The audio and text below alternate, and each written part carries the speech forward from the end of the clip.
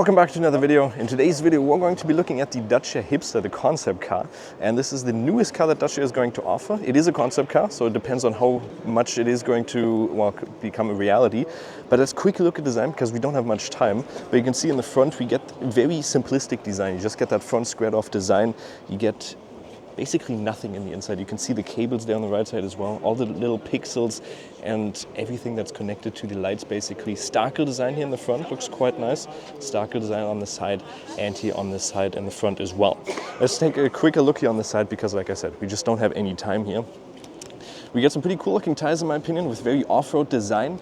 And here, even the side mirrors, very simplistic. You can see on the side, you can basically look through them. It's just like this table, and then on top of it is going to be your side mirrors. And let's quickly look up on the top. You can even see there is going to be a panoramic window, which is going to show in the center there. So there's not much to it, but it looks really cool in my opinion. Kind of like a little Hummer as well, like the Hummer EV or something. Dacia here on the side, more Starkle on the bottom. That Starkle is 20% recyclable, so quite nice. The window is also very simple because you can see there is no hatch or anything that you can slide up and down. You can just slide it to the side. That's the way you open it. There's also no window here on the rear. And even here, you can see here on the door handle, it's not a handle, but it's more of a latch, which is pretty interesting. And here in the back, again, quite nice with a very boxy design. Let's take a look here at the very back of the car. Again, we get that simple looking design with the pixel elements here. You can see all through it, even the Dacia logo on there. Then you can open the top and the back. Is it possible to open? I open for you. You can open if you want, yeah. You can see it is going to be two-way foldable, so you can flip it over. And then in the back, there is actually 70 liters up to 500 liters. The back is going to flip over and then up to 500 liters. For a car that's only 3 meters long, 1.55 meter wide and 1.53 meter tall, that seems like a lot of space for such a small car. There's going to be little carvings here. Everything is basically exposed, and I love the way the headrest just moved to the side. That also looks pretty cool. And if we get the chance to look in the inside, just film through here for a second, because if we don't get the chance, it just looks absolutely amazing. Looks like office chairs from the design-wise.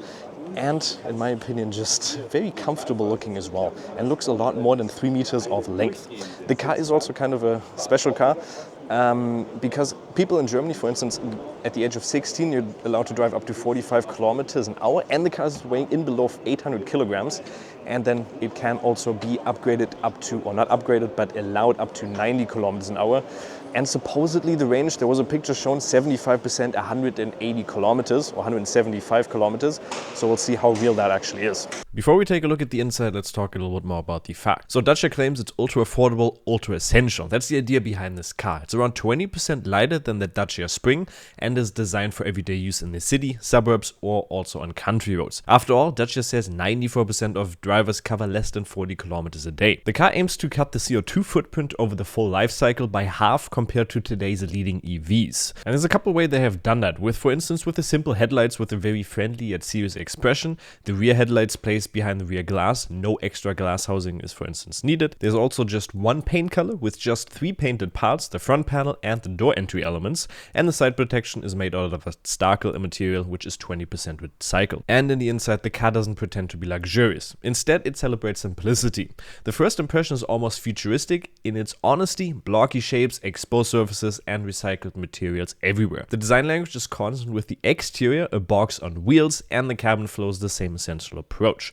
The seats are lightweight, almost looking like office chairs in these bright fabric with visible stitching and straps. And up on the front, the dashboard is pure minimalism. Instead of a built-in infotainment system, there's a simple dock for your smartphone that becomes the car's brain. The steering wheel is squared off with a chunky toy-like control for drive and gear selector, almost looking something like out of Star Wars. I really like the clever touches, a strap instead of a door handle, a Bluetooth speaker that doubles as the car's sound system, and a U-clip mounts that lets you snap accessories into places. It's not about premium finishes, it's about rethinking what you actually need. And the driver and also the passenger get their airbags, which you can actually see because it's just covered by a plastic opening. But the thing that really impresses me is how comfortable it is, even in the second row, and how open and big it feels in the inside compared to how small it looks from the outside. So what do you think of the design of the Dacia Hipster? Let me know in the comments. The thing is, how real is it going to be that this is actually going to be released into the public?